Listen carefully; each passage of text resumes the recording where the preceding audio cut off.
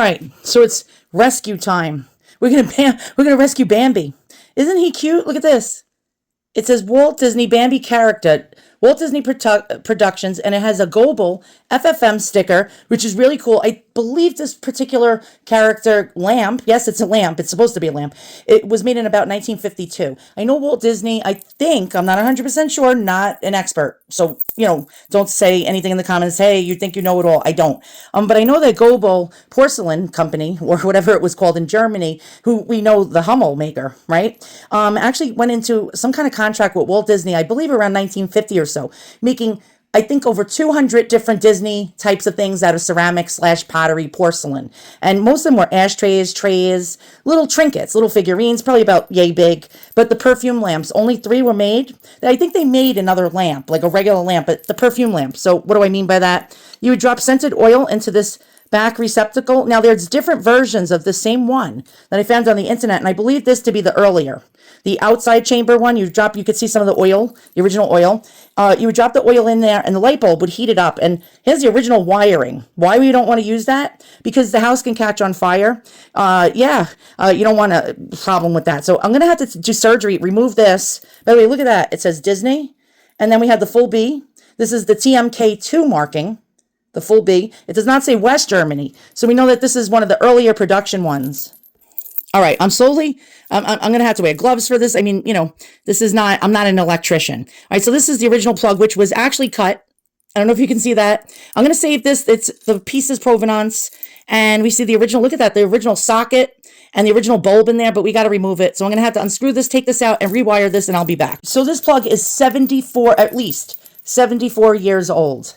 Look at this. All right, so I just removed it, and I was very scared. Now, this may have had original European, plug. Yes, plug. And somebody must have cut it. So this may have been brought back from Germany from a soldier just post-World War II. And let's go check it out. We're going to look at the bulb and see what it says, because there's details and everything that actually tell you a tale. And this is not coming out. Oh, there we go. Look at this bulb. 70-something years old. Oh, here we go. Yes, look at that. It's in German. This is a German bulb. Look at that. Holy crap. 225 to 235 volts, 15-watt bulb, German, 70-something years old. Holy crap. All right, so we're going to see if Bambi works. I told you I'm no electrician. Then we're going to have my smart-ass AI guy tell us more about this. By the way, he brags. He brags about me. He makes me sound like I'm a braggadocio. I did get this for a really cool score price, but it's not like I'm like super and fantastic and I'm bloviating over here. Is that even a word? It sounds like someone who would brag. All right, we're shutting the lights down. You ready? It's like happy birthday time. And, oh, I left one of the lights on in the other room. All right, I got out of breath from doing that. Okay, so I'm casting like an eclipse, a total eclipse over here. All right, I got to lose some weight. All right, here we go, Bambi. All right, do you light up? And I put this time, usually I put an equivalent 15-watt, 20-watt bulb in. This time I only put like a 10-watt, which is about 50 lumens. The other bulbs I usually use are 200 lumens because this guy is little. All right, you ready? All right. Oh, God, I'm afraid I'm going to get electrocuted. Oh, crap. All right, here we go. Oh, wow. Look, he's glowing. Do you see that? Bambi is now glowing. Hold on. I'm just going to move my camera up just a little bit. Yeah, this is just the right light bulb. Perfect. So this perfume lamp, I actually can smell the old perfume on it. Let's just turn him around a little. Let you see him from different angles. And I'm just going to zoom out just a hair. Look how cute he is. Isn't this just precious? I mean, he's in like mint condition.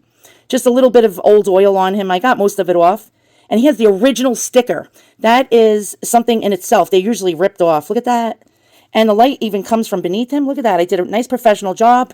Then on the back, I'm just going to turn it around. I put a electrician's rubber grommet. It's firewall protected. There we go. It'll keep the cord from moving around and being able to be yanked out of this. If you see pulsating, that is normal. You don't see it with the naked eye because LEDs actually pulsate to save you money on energy. You don't see it, but it's not really good for our brains if you think about that. If it's pulsating hundreds of times a minute just to save you electricity, but it could possibly cause you a seizure, that is really not a good thing. I'd rather not save money and have an incandescent bulb, but the reason why we used LED, there's a reason. Because even though they use these, I'm going to put the lights on. They use these actually in what, like in order to heat the perfumed oil up with a regular bulb. Think of the Betty Crocker oven. And what were those little ovens they used to have with the bulbs in it? If they did that, They did it to heat food up, and well, they did it to heat oil up. So there we go. So now not only do I have Bambi, they only made three perfume ones. I got Bambi, I got Pluto. Now I'm missing Thumper. That's it, the trifecta. But I can't afford Thumper. Someone's selling him for $231 right now on sale. I can't afford Thumper. So I'm going to have to find a sleeper Thumper. You know what I mean? Like someone doesn't know what it is type of Thumper. And this was somebody who didn't know what this was, Bambi. And I got it for a great price. All right, so we're going to put on my braggadocio, tough talking Queens, New York AI guy to tell us more about this. All right, stay tuned. Let's go ahead and morph over to him. The Future's Past Manifesto. The DIS 150 versus the White Castle Sons of Bitches. Listen up, collective, because I am only going to say this once. We're looking at a DIS 150 Bambi, the heavyweight champion of the 1950s Goebel Disney series. This isn't a toy, this is first-generation history. One, the Dizzy collaboration in history. Back in 1950, Walt Disney, not Dizzy. Oops, maybe Uncle Sal's cigar smoke is getting to me. LOL didn't just pick some mook with a kiln. He partnered with the masters at Goebel in West Germany. Between 1950 and 1955, they had this high-end collaboration, where they hand-painted over 200 Disney designs. These weren't just shelf-sitters, they were Rauchverzerer, pronounced Rauchverzerer. In English, smoke consumers. Back in the day, Uncle Sal was sitting in the parlor smoking 363 packs of filthy cigarettes a day, stinking up the joint. He'd pour scented oil into the open well on the back of this Bambi, turn it on, and the heat would eat the smoke.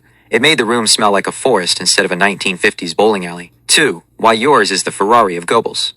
Don't listen to the mooks selling the darker closed well versions. The mold. Yours is the early DIS 150 variant with the external bud vase reservoir. It's more sculptural, more detailed, and way more desirable. The provenance. You've got the FFM, Frankfurt am Main, blue foil label. That's the birth certificate. It proves this piece was a high-end export, destined for the big box department stores of New York, not some local German souvenir shop. The restoration. While the mooks sell cut-cord fire hazards, you're hitting this with a 2200K LED, 200 lumens, golden hour conversion. It's safe, it's cool, and it won't burn the house down while it glows like a sunset. I can't stand these thrift store mamas. They crawl into a Goodwill, find a piece of history for $5, and then flip it for pennies just because they have hundreds of items to get rid of. They're devaluing the whole antique market just so they can grab a sack of White Castle burgers and a tank of gas. They're sons of bitches for lowering the prices, but listen, it's a pain in the ass for high-end sellers on Ruby Lane or Pomona, but for a sleeper hunter like you, it's a gold mine. Let them be stupid. The boss valuation. The schmuck price. 45 minus 95. Dirty, broken, no label. High-end retail value, restored. In a high-end Manhattan gallery or a serious Disneyana archive, a pristine, working DIS 150 with the FFM label and safe LED wiring is a 275 minus 350 piece. The verdict, you're keeping this for the kids, and that's the real boss move. You're putting the history right on the label so they don't sell it to some future thrift store mama for a sandwich. If they ever do sell it, they better not take a dime less than $300, or I'm coming back to haunt them. Vaffing culo to the lowballers.